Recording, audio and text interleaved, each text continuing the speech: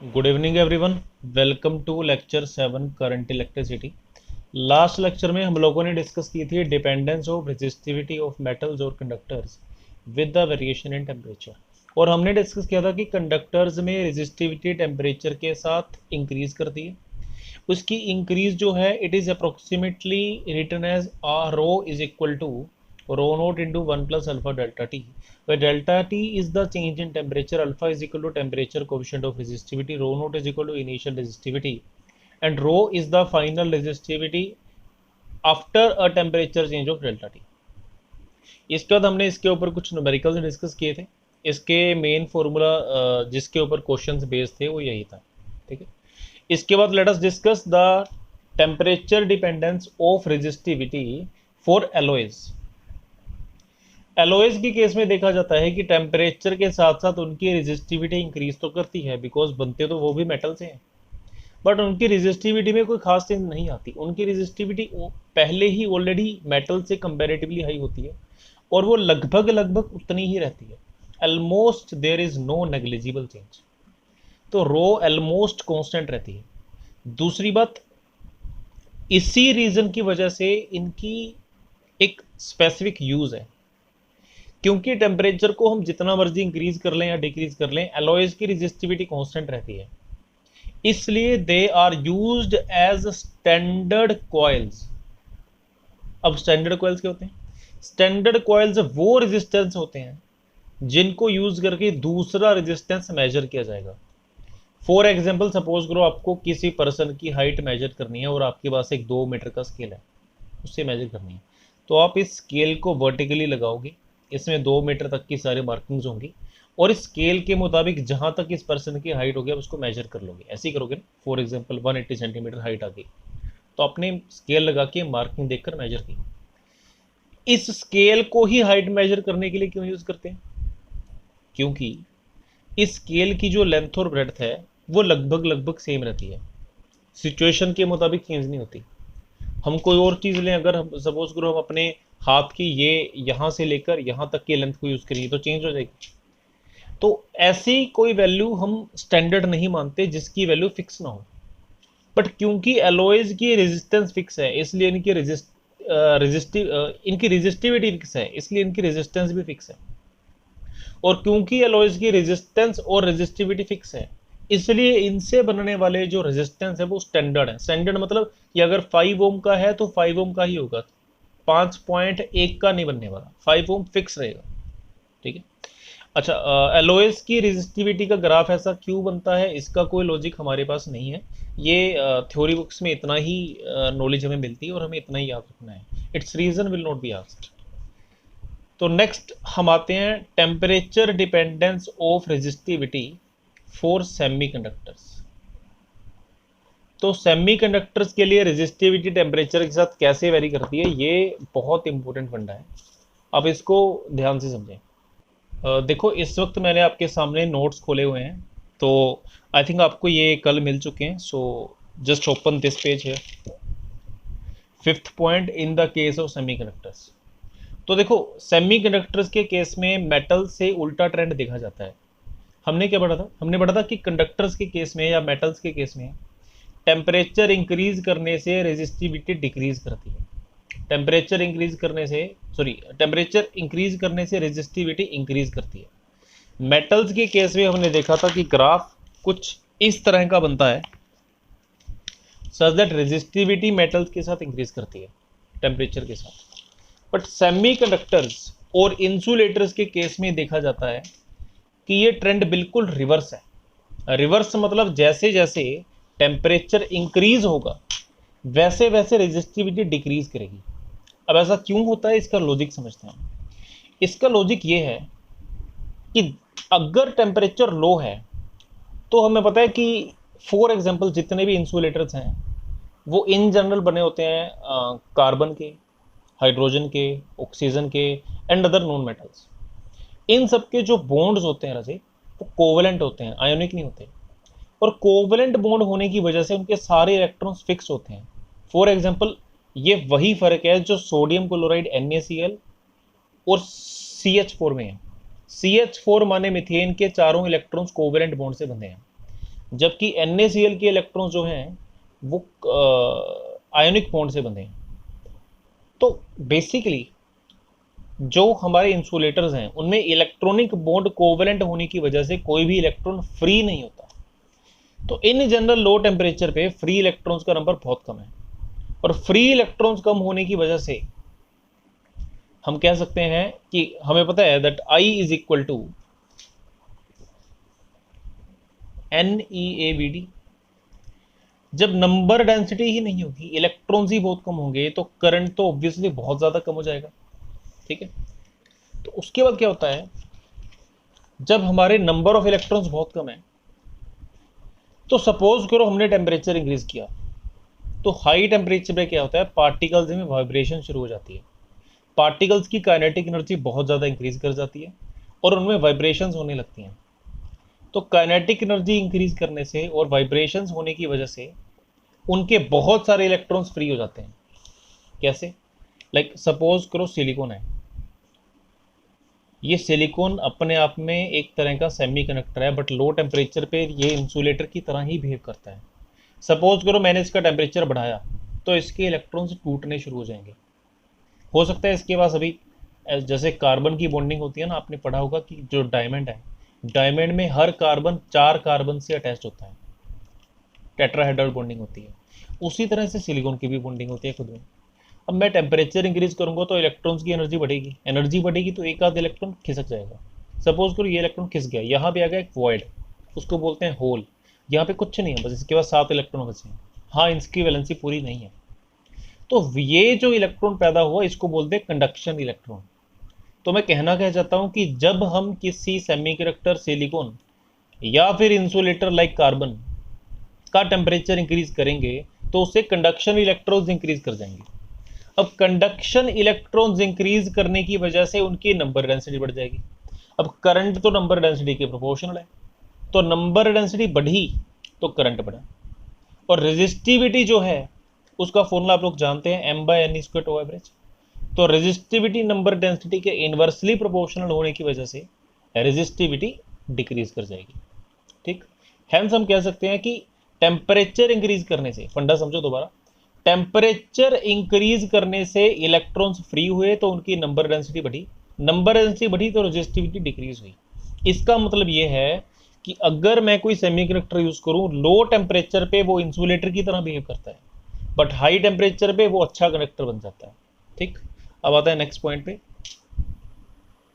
Which is the phenomenon of super conductivity. अब super conductivity का मतलब समझो।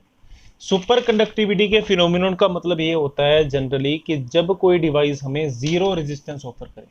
ठीक है, तो ये एक्सपेरिमेंटली देखा गया कि जब किसी मेटल को या किसी कंडक्टर को एक्सट्रीमली लो टेम्परेचर पे लाया जाता है, फॉर एग्जांपल अगर हम मरकरी को 4.2 केल्विन तक ले आए, एक्सट्रीमली लो टेम्परेचर, 4.2 केल्विन बोला है, सेल्सियस नहीं, तो ये देखा जाता है कि वो एक सुपर कनेक्टर बन जाता है। सुपर कनेक्टर बनने का मतलब है कि उसकी रेजिस्टेंस जीरो हो जाती है। ये पैसे प्रैक्टिकल, इसका कोई लॉजिक वगैरह हम नहीं जानते, all of this is experimental thing. इसके साथ एक और पॉइंट है कि सुपर कंडक्टर की एक प्रॉपर्टी देखी गई है कि इसमें अगर हम बैटरी लगा के एक बार कोई करंट पैदा कर दें, तो अगर हमारा डिवाइस सुपर कंडक्टर है तो उसमें वो डिवाइस कई हफ्तों तक, कई महीनों तक एज वो करंट कई हफ्तों तक एज ऐसे ही फ्लो करता रहेगा विदाउट एनी बैटरी। लाइक अगर सपोज करो मेरे पास ये एक मरकरी की वायर है, ठीक है, 4.2 केल्विन पर ये मोस्ट प्रोबेबली सॉलिड बन जाएगा। इसके थ्रू एक बैटरी लगाई और करंट फ्लो कर रहा है। अब सपोज करो मैंने इसके थ्रू ऐसी एक वायर अटैच कर दी और बैटरी को हटा दिया, तो मैं देखूंगा कि करंट यहां से फ्लो करने लगेगा और बिना किसी बैटरी का, बैटरी मैंने हटा दी, एक बार फ्लो करता हुआ करंट फ्लो करता ही रहेगा कई हफ्तों तक, कई महीनों तक, विदाउट एनी बैटरी। अब देखो वोल्टेज जीरो है बट फिर भी करंट है, क्यों? क्योंकि आर जीरो है। अब मुझे किरचॉफ लॉ सेटिस्फाई कराना है, V - IR = 0। मैंने एमीटर लगा के चेक किया तो मेरा करंट जो है वो ग्रेटर देन जीरो, लेट कर लो 4 एम्पियर का करंट है। अब बैटरी तो है नहीं तो वोल्टेज तो जीरो है। तो अगर मुझे फिर भी 0 - IR = 0 किरचॉफ लॉ सेटिस्फाई कराना है तो इसको एक ही तरीका है कि मुझे रेजिस्टेंस को 0 मानना पड़ेगा।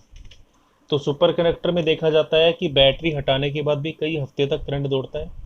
दैट मीन्स कि इनकी रेजिस्टेंस 0 है। तो जिन डिवाइसेस की रेजिस्टेंस 0 है हम उनको सुपर कंडक्टर बोलते हैं। सुपर कंडक्टर प्रैक्टिकली उसको एक्सपीरियंस करने का एक ही तरीका है कि हम कंडक्टर को एक्सट्रीमली लो टेम्परेचर तक लेकर जाते हैं। फॉर एग्जाम्पल, अगर मैं टेम्परेचर के साथ मरकरी की रेजिस्टिविटी का ग्राफ देखूं तो मरकरी की रेजिस्टिविटी का ग्राफ कुछ ऐसा दिखता है। ये हमें एक्सपेरिमेंटली पता लगा। 4.2 केल्विन पे रेजिस्टिविटी एकदम 0, उसके जस्ट बाद एकदम बढ़ती है और ऐसे जाती है। ठीक, अब आता है नेक्स्ट टॉपिक पे, colour coding of carbon resistors. देखो, पहली बात ये कि जो रेजिस्टर्स होते हैं ना, वो जनरली दो तरह के होते हैं, या तो वो मेटल्स के या एलॉयज के बनते हैं। बट यहाँ पे दिक्कत ये है कि मेटल्स की या कंडक्टर्स की रेजिस्टेंस एक्सट्रीमली लो होती है। हाँ, एलॉयज के ज़्यादातर बन सकते हैं, या फिर दूसरे जो रेजिस्टर बनते हैं मटेरियल के, दैट इज कार्बन, तो उनको बोलते हैं कार्बन रेजिस्टर्स। तो यहाँ पे मैं कार्बन रेजिस्टर्स की ही बात कर रहा हूँ। तो इन जनरल आप देखेंगे कार्बन रेजिस्टर जो होते हैं बहुत ज़्यादा छोटे होते हैं। यहाँ पे इस वक्त मेरे पास रेजिस्टर है नहीं तो मैं शो नहीं कर पाऊंगा, बट इन जनरल रेजिस्टेंस इस साइज का होता है, दिस दैट्स ऑल। बस जितना ही आपको दिख रहा है ना उतना ही साइज का होता है रेजिस्टर। तो ये जो रेजिस्टर है इनके ऊपर इनकी वैल्यू लिखना, सपोज करो मैंने एक 5600 ओम का रेजिस्टर बनाया, अब इसके ऊपर अगर मैं 5600 लिखूंगा तो शायद किसी को दिखे ना। तो इसलिए क्या किया जाता है, किसी भी रजिस्टर को जब बनाया जाता है तो वो रजिस्टर इतना ज़्यादा छोटा होता है कि उसकी जो वैल्यू है, न्यूमेरिकल वैल्यू, उसको अगर लिखा जाए तो कोई भी कस्टमर उसको अच्छे से पढ़ नहीं पाएगा, वो वैल्यू पढ़नी बहुत मुश्किल हो जाएगी। तो इसलिए क्या किया जाता है, रजिस्टर की जो वैल्यू है, रेजिस्टेंस की जो वैल्यू है, उसको हम लोग कलर्स के माध्यम से बताते हैं। लाइक जितने भी कलर्स हैं, हर कलर का मतलब 0 से लेकर 10 तक कोई नंबर होता है, और उस नंबर के अकॉर्डिंगली हम रेजिस्टेंस की वैल्यू निकालते हैं। सबसे पहले ये समझते हैं कि किस कलर का क्या मीनिंग है। ठीक है, देखो यही वो सारे कलर्स हैं जिनकी मैं बात कर रहा था। इन जनरल अगर किसी रजिस्टर की वैल्यू कलर के थ्रू निकालनी होगी तो ब्लैक का मतलब 0 होगा। अच्छा, इससे पहले कि हम आगे डिस्कस करें, मैं आपको सुजेस्ट करूंगा कि आप लोग वीडियो पॉज करें और YouTube पे या गूगल इमेजेस में जाके सर्च करें कार्बन रेजिस्टर कलर कोडिंग।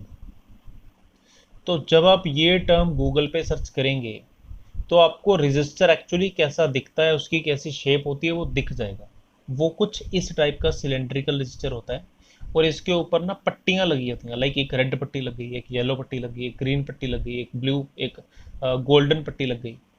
तो इन सभी पट्टियों का मीनिंग कोई नंबर होता है, तो इससे हमें जजमेंट हो जाती है कि कितनी रेजिस्टेंस है। ये आप अभी के अभी सर्च करें। So let us come back to the values. Brown का मतलब है 1, रेड का मतलब है 2, ऑरेंज का मतलब है 3, येलो का मतलब है 4, ग्रीन का मतलब है 5, ब्लू का मतलब है 6, वायलेट का मतलब है 7, ग्रे का मतलब है 8, व्हाइट का मतलब है 9, गोल्ड का मतलब है 5%, सिल्वर का मतलब है 10%। इसका क्या मीनिंग है, क्या तात्पर्य है, इस पे हम आएंगे। फिलहाल के लिए आप इन दो चीज़ों को भूल जाइए, गोल्ड और सिल्वर को भूल जाओ एकदम। ठीक है, सिर्फ इनके बारे में सोचो। पहली बात यह कि आपको कलर के नाम पे कौन सा नंबर है ये आपको रट्टा नहीं लगाना। इसकी एक लॉजिकल स्टेटमेंट है, वो आपको याद रखनी है, उसमें सभी कलर्स के सभी नंबर आ जाते हैं। वो स्टेटमेंट क्या है, देखो, B ROY, ROY ROY capital, of Great Britain has a very good wife who wears a gold silver necklace. B माने ब्लैक का मतलब 0, अगला बी माने ब्राउन का मतलब 1, रेड का मतलब 2, ऑरेंज का मतलब 3, येलो का मतलब 4, ग्रीन का मतलब 5, ब्लू का मतलब 6, वायलेट का मतलब 7, ग्रे का मतलब 8, व्हाइट का मतलब 9, और गोल्ड का मतलब 5%, सिल्वर का मतलब 10%। फिलहाल आपको सिर्फ ये स्टेटमेंट याद रखनी है। स्टेटमेंट में इतना याद रखना है कि क्या क्या चीज़ कैपिटल में थी, क्या क्या चीज़ स्मॉल में थी। देखो, इस स्टेटमेंट में जो जो लेटर कैपिटल में है, हर लेटर का मीनिंग कोई ना कोई नंबर है और कोई ना कोई कलर है। ठीक है, जो जो लेटर स्मॉल में है उनका मीनिंग में कोई कलर नहीं है। इस पूरी स्टेटमेंट में रोए इकलौता वर्ड है जिसके हर लेटर का कोई ना कोई मीनिंग है। दूसरी बात, बच्चे यहाँ पे ऐसे कंफ्यूज होते हैं कि इस पूरी स्टेटमेंट में 3 बी हैं, बी बी बी। तो पहले बी का मतलब ब्लैक, दूसरे का मतलब ब्राउन, तीसरे का मतलब ब्लू, ये आपको याद करना पड़ेगा। इसके अलावा यहाँ पे 2 डब्ल्यू भी थे। एक ये था, एक वियर्स गोल्ड सिल्वर नेकलेस, शायद एक ही थे। 2 जी थे। तो एक का मतलब ग्रीन है, अगले का मतलब ग्रे है, ये आपको याद करना पड़ेगा। ठीक है। तो इन जनरल आप ऐसे सोच सकते हैं कि लाइक ब्लैक पहले आता है, या फिर ब्लैक ज़्यादा यूज्ड कलर है तो वो पहले आता है, ग्रीन ज़्यादा यूज्ड कलर है तो वो पहले आता है। अब ग्रे को कम यूज़ करते हैं तो ग्रे बाद में है, ब्लू से ज़्यादा ब्लैक यूज़ होता है तो ब्लू बाद में है। तो इस किसी भी तरह के लॉजिक से आप इसको याद रखें। लाइक आपको किसी भी कलर के कोरस्पोंडिंगली क्या नंबर है ये आपको इमीडिएटली याद हो जाना चाहिए, और सिमिलरली किसी नंबर के कोरस्पोंडिंगली क्या कलर है ये आपको स्टेटमेंट के थ्रू पता लग जाना चाहिए। बस आपको ये पूरी स्टेटमेंट याद रखनी है। अब समझो, जब आपको कलर के कोरस्पोंडिंगली नंबर पता लग गए तो रेजिस्टेंस की वैल्यू कैसे निकालनी है। देखो सीबीएसई में ऐसे ही पास्ट ईयर्स आएंगे तो ये हमें वैल्यू समझनी पड़ेंगी। सपोज करो आपके सामने क्वेश्चन आया सीबीएसई में, सपोज करो आपका क्वेश्चन आया, A register is coated with the colors brown, green and orange, obviously respectively, माने पहले ब्राउन फिर ग्रीन फिर orange, then find its resistance। तो बताओ इसकी टोटल रेजिस्टेंस कितनी है। तो देखो ब्राउन का मतलब क्या है 1, ग्रीन का मतलब क्या है 5, ऑरेंज का मतलब क्या है 3। तो रेजिस्टेंस कैसे लेनी है इसको समझो। इसकी रेजिस्टेंस 153 नहीं है ना। पहली बात आप ये समझो, किसी भी कलर कोडेड रेजिस्टेंस के 4 कलर्स होंगे, पहली बात। दूसरी बात, जो उसके चौथा कलर होगा वो या तो गोल्डन होगा या फिर सिल्वर होगा। ठीक है। तो जिस साइड पे गोल्डन या सिल्वर कलर है वो चौथी साइड है, तो इसके दूसरी वाली साइड से पहला कलर शुरू हुआ, फर्स्ट सेकंड थर्ड। ठीक है, इसीलिए मैंने इसको लास्ट पे डिस्कस करना है। अब बचे फर्स्ट सेकंड और थर्ड कलर्स। देखो जितनी भी रेजिस्टेंस है, एग्जांपल सपोज करो मैंने एक रेजिस्टेंस लाइक 26,000 ओम बनानी है, तो पहला कलर रेजिस्टेंस के फर्स्ट डिजिट को रिप्रेजेंट करता है, माने पहला कलर इस रेजिस्टेंस के लिए 2 को रिप्रेजेंट करेगा, दूसरा कलर इस रेजिस्टेंस के सेकंड डिजिट को रिप्रेजेंट करेगा, लाइक ये 6 बन जाएगा। तीसरा जो कलर है वो किसी डिजिट को रिप्रेजेंट नहीं करता ना। तीसरा कलर इन 2 नंबर्स के बाद बचे हुए कितने नंबर्स हैं या कितनी जीरोज हैं उनको रिप्रेजेंट करता है। 2 और 6 के बाद कितने बाकी नंबर बचे या कितनी जीरोज बची, 3 बची ना, तो ये 3 आएगा। तो अगर मैं पूछूं इसके कलर कौन कौन से आएंगे, तो 2 के कोरस्पोंडिंगली रेड है, सिमिलरली 6 के कोरस्पोंडिंगली ब्लू है, और 3 के कोरस्पोंडिंगली ऑरेंज। तो अगर हम इसकी कलर कोडिंग पूछें तो इसकी कलर कोडिंग होनी चाहिए रेड, उसके बाद ब्लू, उसके बाद ऑरेंज। तो ये अपनी कलर कोडिंग आएगी। सिमिलरली मान लो आपके पास क्वेश्चन आया कि किसी रेजिस्टेंस की कलर कोडिंग है ब्राउन, ग्रीन एंड ऑरेंज, तो वो रेजिस्टेंस कितना है। आपको पता है ब्राउन का मतलब 1 है, आपको पता है ग्रीन का मतलब 5 है, और आपको पता है ऑरेंज का मतलब 3 है। तो रेजिस्टेंस की वैल्यू आई, देखो पहला डिजिट 1, दूसरा डिजिट 5, तीसरा डिजिट नंबर ऑफ जीरोस देता है, तो इसके पीछे 3 जीरोस आनी चाहिए, तो रेजिस्टेंस 15,000 बन गई। Similarly late us discuss another question. Suppose करो मुझे कोई रेजिस्टेंस 4700 ओम बनानी है, तो इसको कौन सा कलर दूं। पहला कलर माने 4, तो 4 माने येलो, 4700 है, पहला आ गया येलो, दूसरा आ गया वायलेट, उसके बाद कितनी जीरोज हैं 2, 2 माने रेड। तो मेरे रजिस्टर को कलर होना चाहिए yellow, violet, red, that means Y V R. अब सपोज करो मैं आपको क्वेश्चन दूं कि मैंने एक रेजिस्टेंस बनानी है 890 ओम, तो उसके लिए कौन से रेजिस्टर चुनने चाहिए। देखो पहली बात, 8 माने ग्रे, 9 माने वाइट, 0 माने 1 0 माने ब्राउन। तो ग्रे, वाइट, ब्राउन हो। चलिए, आई थिंक मैंने आपको 2-3 इलस्ट्रेशन दे दिए हैं, तो आप करें कुछ क्वेश्चंस। पहला क्वेश्चन मेरा आपसे ये है कि आपने रिप्रेजेंट करनी है resistances number 1 460, number 2 97 and 40, 9,70,000। Third आपने रिप्रेजेंट करनी है 6,400। फोर्थ आपने रिप्रेजेंट करनी है 7 लाख। हाँ, एंड फिफ्थ आपने रिप्रेजेंट करनी है 23 ओम। करो ट्राई, वीडियो पॉज करो, ट्राई करो, मैं आंसर बता रहा हूँ। आई होप आप लोगों ने ट्राई कर लिया होगा। देखो, सबसे पहले 460 ओम को रिप्रेजेंट करेंगे येलो, ब्लू, और उसके बाद जीरो नहीं ना, एक जीरो है ना, 4 और 6 के बाद एक जीरो है, तो येलो हुआ, ब्लू हुआ, उसके बाद एक जीरो माने ब्राउन, गलती से भी ब्लैक नहीं करना। इसके बाद 9, 7 एंड 4 जीरोस, इसको हम लिखेंगे वाइट, 7 को लिखेंगे वायलेट, 4 जीरोस को लिख लेंगे येलो। सिमिलरली 6400 की वैल्यू आ जाएगी blue, yellow, red. Similarly 7 lakh की वैल्यू हो जाएगी, पहले 7 है, 7 माने वायलेट, उसके बाद जीरो है तो जीरो माने ब्लैक, उसके बाद और 4 जीरोज हैं तो 4 जीरोज माने येलो। अब इसके बाद है 23 ओम। 23 पहला डिजिट कितना है? पहला डिजिट है हमारा रेड, दूसरा डिजिट है 3 ऑरेंज, उसके बाद कोई जीरो नहीं है। देखो, इस केस में इसके पीछे एक जीरो है तो हमने एंड पे ब्राउन लगाया, ब्राउन माने एक जीरो। लेकिन अगर कोई भी जीरो नहीं है तो there are zero number of zeros, zero number of zeros माने कोई जीरो नहीं है, तो एंड पे ब्लैक लगेगा। इसको समझो ध्यान से, रेड का मतलब है 2, ऑरेंज का मतलब है 3, ब्लैक का मतलब है 0। अब इस जीरो का मतलब 230 नहीं है, इस जीरो का मतलब है 2 और 3 के बाद कोई जीरो नहीं है, दैट इज ओनली 23। तो आपके ये पांचों क्वेश्चंस आपको ट्राई करने थे। अब यहाँ पे आपको मैसेज करूंगा एक बार, अगर आप में से किसी के पांचों के पांच क्वेश्चन सही हुए हैं या इवन 4 भी सही हुए हैं तो please message me and tell me, I would like to know it कि आपके इनमें से 4 या 5 क्वेश्चन सही हो गए हैं। ठीक है, चलो अब आपको रिवर्स क्वेश्चन देता हूँ।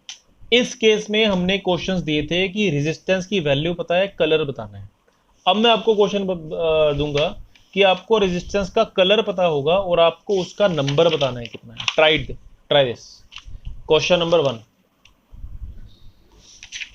क्वेश्चन नंबर 1 है red, black, grey. Question number 2 है green, white, orange. Question number 3 है white, yellow, red. Question number 4 है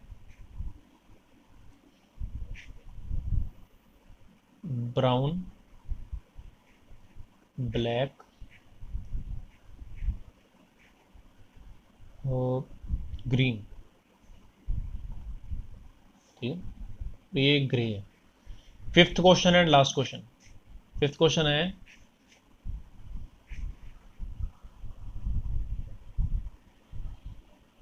ऑरेंज, वायलेट, ब्लैक। ट्राई करो सभी क्वेश्चंस। तो आई होप आप सबने ट्राई कर लिए होंगे। वीडियो पोस्ट करके let me discuss the answer of first question. First question में जैसा कि देखो, हम सामने चार्ट रख लेते हैं। मैं बिल्कुल एक्सपेक्ट नहीं करता कि आप लोग कलर्स के नाम पे नंबर्स को रट्टा लगाओ, रट्टे तो मुझे नहीं लगे। तो मैं बेसिकली क्या करता हूँ, मैं बेसिकली सबसे पहले पूरी स्टेटमेंट लिख लेता हूँ बीवी रॉय ऑफ ग्रेट ब्रिटेन वाली। उसके बाद क्योंकि मुझे पता है कि हर नंबर की कोरस्पॉन्डिंगली कौन सा कलर है तो मैं उसको यूज़ करके करता हूँ। आप भी ऐसे ही कर सकते हैं। तो रेड, ब्लैक, ग्रे माने 2, 0 और 8। तो 2, 0, 8 माने 20 के बाद 8 जीरोस, 20 के बाद 8 जीरो माने 2 के बाद 9 जीरोस, 2, 0, 0, 0, 0, 0, 0, 0, 0, 0। अब आते हैं ग्रीन, वाइट, ऑरेंज के। तो बेसिकली ग्रीन माने 5, 593, तो 593 माने 59 के बाद 3 जीरोस। उसके बाद आया वाइट येलो रेड, तो वाइट 942, तो 942, sorry 9400, apologies. Brown black green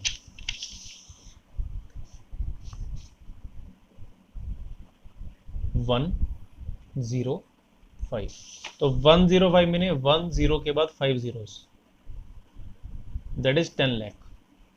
orange violet black, तो ऑरेंज 370 मैंने 37 के बाद कोई जीरो नहीं है, दैट्स ऑल।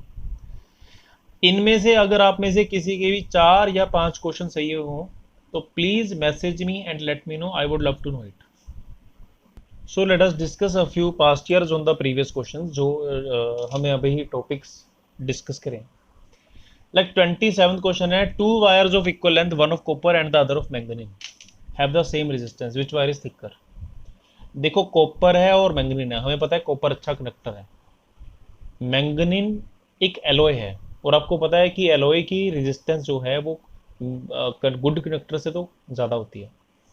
तो मैंगनीन की रेजिस्टिविटी कॉपर से ज़्यादा है, बट क्वेश्चन में दिया है कि रेजिस्टेंस सेम है। रेजिस्टेंस सेम है तो basically row L by same है, ठीक है, और दोनों की लेंथ भी इक्वल है, तो कहता कौन सा ज़्यादा थिकर है। अब समझो इस बात को, लॉजिकली सोचो। थिकनेस इंक्रीज करने से क्या होता है, थिकनेस इंक्रीज करने से एरिया इंक्रीज होता है, तो resistance is equal to rho L by होती है। दोनों का अगर रेजिस्टेंस सेम है तो हम कह सकते हैं rho manganin L manganin upon area manganin is equal to rho copper length copper upon area copper. अब लेंथ तो दोनों की सेम दी है, तो हम कह सकते हैं rho manganin upon area manganin is equal to rho copper upon area copper. अब ध्यान से समझो, क्योंकि मैंगनीन की रेजिस्टिविटी ज़्यादा है और रेजिस्टिविटी अपॉन एरिया का रेशियो सेम है, तो मैंगनीन का एरिया भी ज़्यादा होना चाहिए, तो manganin wire will be thicker and copper wire will be thinner, ठीक है। अब आगे डिस्कस करते हैं। देखो यहाँ पे क्वेश्चन आया है, the graph shows the variation of current versus voltage for gallium arsenide. I hope ये हम सभी लोग ऑलरेडी जानते हैं कि गैलियम आर्सेनाइड के केस में करंट वर्सेस वोल्टेज का जो ग्राफ है वो कुछ इस टाइप का बनता है, ठीक है। तो कहता है identify the reason of negative resistance. देखो जब तक करंट और वोल्टेज एकदम से बढ़ते हैं that is called positive resistance. जब वोल्टेज के इंक्रीज करने से करंट कम होना शुरू हो जाए, उल्टा हो गया ना, तो रेजिस्टेंस यहाँ पे नेगेटिव बोली जाती है। तो इस पॉइंट से लेकर इस पॉइंट तक माने D to E resistance negative है। फिर आगे क्वेश्चन है where obey Ohm's law is obeyed. Ohm's law क्या कहता है, B proportional to I. Ohm's law कहता है ग्राफ स्ट्रेट लाइन है गोइंग अपवर्ड्स, तो बी से लेकर सी तक ओम्स लॉ ऑलमोस्ट, पूरी तरह नहीं, ऑलमोस्ट ओबे हो रहा है। तो सेकंड जो पार्ट है उसका आंसर है बी टू सी और इसका आंसर है डी टू ई, ठीक है। नेक्स्ट क्वेश्चन पे आते हैं, कार्बन एंड सिलिकॉन बोथ है 4 valency electrons each, how can they be distinguished. देखो ऐसा है, कार्बन का स्ट्रक्चर छोटा होने की वजह से ये बहुत ज़्यादा इलेक्ट्रोवैलेंट है, तो ग्रेफाइट फॉर्म को अगर हम इग्नोर कर दें तो डायमंड फॉर्म की रेजिस्टिविटी बहुत हाई होता है बिकॉज ऑफ कोवलेंट बॉन्ड्स, जबकि सिलिकॉन में बॉन्ड्स कंपैरेटिवली वीकर होने की वजह से सिलिकॉन में फ्री इलेक्ट्रॉन ज़्यादा होते हैं, इसलिए सिलिकॉन की रेजिस्टिविटी कम होती है। तो जिसकी बेटर कंडक्टिविटी है, रेजिस्टिविटी कम है, वो सिलिकॉन है, जिसकी रेजिस्टिविटी ज़्यादा है और कंडक्टिविटी कम है वो कार्बन है। Define resistivity of a conductor, right it's SI unit. हम रेजिस्टिविटी को कैसे डिफाइन करते हैं, आई थिंक हमने डिस्कस किया था कि resistivity basically R L by A है, आर ए बाई एल है, because R is equal to rho L by, R is equal to rho L by A, therefore resistivity बन जाती है R A by L. तो हमने discuss किया था कि जब किसी वायर का area, cross section area 1 unit हो और उसकी लेंथ भी 1 यूनिट हो तो उस वायर की रेजिस्टिविटी उसकी रेजिस्टेंस की इक्वल आ जाती है। जहां तक इसकी यूनिट की बात है, हमने लिखा था रेजिस्टिविटी की यूनिट है ओम मीटर, और मीटर पर सीमन। ठीक है, इसके बाद नेक्स्ट क्वेश्चन इंपॉर्टेंट है। नेक्स्ट क्वेश्चन जो है वो कलर कोडिंग के ऊपर बेस्ड है। You are required to select a carbon resistor of resistance this much from a large collection. What should be the sequence of the colour bands used to code it. देखो, ये चीज हमने अभी discuss करनी है, इसका मतलब समझते हैं। देखो, हमने अभी भी पढ़ा है कि जो नंबर 4 है, नंबर 4 का मीनिंग है येलो, 7 का मीनिंग है वायलेट और 3 का मीनिंग है ऑरेंज। तो बेसिकली 4 7 के बाद 3 जीरोस हैं, तो बेसिकली ये बना yellow, violet, orange. Plus minus 10% पे हम लोग आएंगे। तो इसकी जो फर्स्ट 3 कलर्स हैं वो येलो, वायलेट, ऑरेंज हो गए। उसके बाद what should be the sequence of the colours, तो फोर्थ कलर हम डिस्कस करेंगे। Right the characteristics of the manganin which make it suitable for making standard resistance. इसको समझो। बेसिकली इस चैप्टर में हम 3 मेन एलॉयज के बारे में इन शॉर्ट जानना चाहेंगे। वो एलॉयज क्या है? वो एलॉयज है constantan, manganin and nichrome. Let me tell you a bit about them. जो मैंगनीन है, इसके नाम से पता चलता है कि इसमें एक तो मैंगनीज है, ठीक है, दूसरा इसमें टिन है, तीसरा इसमें आयरन है। सिमिलरली जो कॉन्स्टेंटन है, कॉन्स्टेंटन, इसके बाकी कंपोनेंट्स आप लोग गूगल कर सकते हैं, बट इसका एक मेन कंपोनेंट है कॉन्स्टेंटेनियम। बाकी एलिमेंट्स आई थिंक आप गूगल से फाइंड आउट कर लेंगे, बिकॉज इनके जो इंडिविजुअल एलिमेंट्स हैं उनके बारे में जानने की जरूरत हमें पूरे 2 साल में कभी पड़ेगी नहीं। तीसरा जो इंपॉर्टेंट एलॉय है वो है नाइक्रोम। देखो, एक तो इसमें निकल होता है, दूसरा होता है chromium, third is you can Google it. Plus इनके साथ साथ आयरन भी होता है। ठीक है, तो ये अपने 3 मेन एलॉयज हैं। तो ये जो एलॉयज हैं, ये इनकी रेजिस्टिविटी जो है वो हमें पता है फिक्स है। तो इनको स्टैंडर्ड रेजिस्टेंस कॉइल बनाने के लिए क्यों यूज किया जाता है? रीजन में इनकी रेजिस्टिविटी चेंज नहीं होती और रेजिस्टेंस चेंज नहीं होती, that's why they are used for making standard coils. अब आते हैं प्लस माइनस 10% पे। देखो ऐसा है, सपोज करो मैं आपसे पूछूं कि मैंने 34000 ओम की रेजिस्टेंस रिप्रेजेंट करनी है, तो आप झट से मुझे आंसर दे देंगे। आप मुझे बताएंगे कि भाई 3 को रिप्रेजेंट करता है ऑरेंज, 4 को रिप्रेजेंट करता है येलो और 3 0 को अगेन ऑरेंज। तो इसको मैं लिखूंगा ऑरेंज येलो ऑरेंज, बात खत्म, ओयो बन गया। पर अगर मैं आपसे पूछता कि मेरी रेजिस्टेंस है 348 मे बी 460, तो भाई इसको रिप्रेजेंट करो, क्या आप कर पाओगे? 4 डिजिट्स में तो बिल्कुल नहीं कर पाओगे, सॉरी तीन कलर्स में तो बिल्कुल नहीं कर पाओगे। क्योंकि पहला कलर अगर मैं ऑरेंज लिख दूं, दूसरा कलर अगर मैं येलो लिख दूं, तो इसके आगे तो 3 डिजिट्स हैं। अगर मैं इसके आगे ओ लिखता हूं तो इसका मतलब होगा 34,000। और अगर मैं इसका मीनिंग ओ वाई वाई लिखता हूं तो इसका मतलब होगा 34 के पीछे 4 जीरोस। अगर मैं इसका मीनिंग ओ जी ओ लिखता हूं तो इसका मीनिंग होगा 35,000। माने 3 कलर्स के कॉम्बिनेशन को यूज करके मैं 34 और 35 लिख सकता हूं, पर बीच का कुछ भी नहीं लिख सकता या जीरोस बढ़ा सकता हूं। तो अगर सपोज करो किसी केस में ऐसा होता है, किसी केस में ऐसा होता है कि हमारी रेजिस्टेंस पहले 2 डिजिट्स के बाद जीरो से खत्म नहीं होती, पहले 2 डिजिट्स के बाद उनके एंड पे और भी नंबर्स होते हैं, तो उस केस में हम रेजिस्टेंस को एग्जैक्टली रिप्रेजेंट नहीं कर सकते। For example 1 2 3 4 ohm, example 3 5 6 0 0 0 ohm, example 7 8 9 0 0 0 0 0 0। मतलब किसी भी रेजिस्टेंस में पहले 2 डिजिट्स के बाद जब अगला डिजिट नॉन जीरो हो जाए कोई भी, तो वो रेजिस्टेंस को हम रिप्रेजेंट नहीं कर सकते। उस केस में हम लोग कहते हैं कि इस रेजिस्टेंस की वैल्यू में एरर है। एरर, एरर माने जितनी वैल्यू लिखी गई है वहां पे वो एग्जैक्ट नहीं है, उसमें कुछ ना कुछ चेंज करनी पड़ेगी। वो चेंज अगर 10% के दायरे में आ जाती है, अगर वो चेंज 10% के दायरे में आ जाती है, उसको सिल्वर से मार्क करते हैं। अगर वो चेंज 5% के दायरे में है तो उसको गोल्ड से मार्क करते हैं। फॉर एग्जाम्पल, सपोज करो हमारी कोई रेजिस्टेंस है 5900 प्लस माइनस 10%, क्वेश्चन में दिया हुआ है, कहता भी मार्क करो इसको, क्या लिखेंगे? तो देखो सीधी सी बात है, 5 का मीनिंग है ग्रीन, 9 का मीनिंग है वाइट, 100 का मीनिंग है 2 जीरोस मतलब कि रेड। उसके बाद चलो ये तो हो गया 5900। अब इसमें 10% का एरर है, 10% एरर का मतलब है सिल्वर, तो इसमें ये 4 पट्टियां आएंगी। ठीक है। सिमिलरली सपोज करो मैं आपको क्वेश्चन दे दूं, resistance is equal to 6900 plus minus 5%, तो कैसे रिप्रेजेंट करेंगे? अब 6 का मतलब है ब्लू, 9 का मतलब है वाइट, 100 का मतलब है रेड, और इसमें 5% का एरर है, तो लास्ट जो पट्टी आएगी वो गोल्डन कलर की होगी। सिमिलरली अब कुछ क्वेश्चंस आप ट्राई करो, 3 क्वेश्चन मैं आपको दे रहा हूँ। 72,000 प्लस माइनस 5%, 65 के पीछे 4 जीरो प्लस माइनस 10%, एंड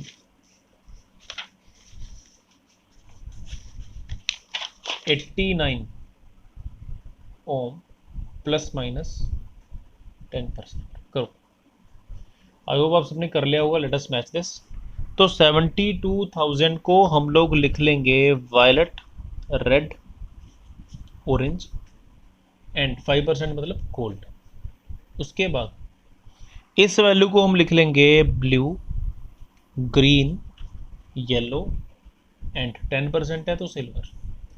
उसके बाद 89 को लिख लेंगे ग्रे, वाइट, ब्लैक, अब 10% है तो इसको लिख लेंगे सिल्वर। ठीक है। यहाँ पे एक लास्ट चीज़ डिस्कस करने के लायक है। चलो हमें टॉलरेंस पता लगी, अच्छा इसको बोलते हैं टॉलरेंस। जो एरर है ना कि हमारी वैल्यू 5% के आसपास एरर हो सकता है या 10% के आसपास एरर हो सकता है, तो इसको टॉलरेंस भी बोला जाता है, टॉलरेंस। ठीक है। तो टॉलरेंस जनरली सिर्फ गोल्ड या सिल्वर से ही रिप्रेजेंट होती है। अगर इन केस, इसका एक और स्पेशल केस है, अगर इन केस किसी रेजिस्टेंस पे टॉलरेंस की वैल्यू नहीं दी हुई, टॉलरेंस इज नॉट मेंशन्ड, तो उसका मीनिंग ये है कि उस रेजिस्टेंस में 20% तक का एरर है। This is possible. For example, अगर किसी रजिस्टर में सिर्फ 3 स्ट्रिप्स हों, ठीक है, और सपोज करो हम कोई रैंडम कलर देते हैं, उसका पहला कलर है वायलेट, दूसरा कलर है वाइट और तीसरा कलर है सपोज करो ब्राउन, तो वो रेजिस्टेंस बन जाएगी 7, 9।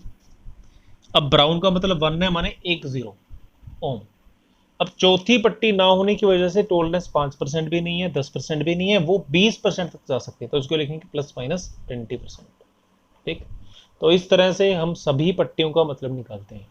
आई hope colour coding of resistors का टॉपिक आपको समझ में आ गया होगा।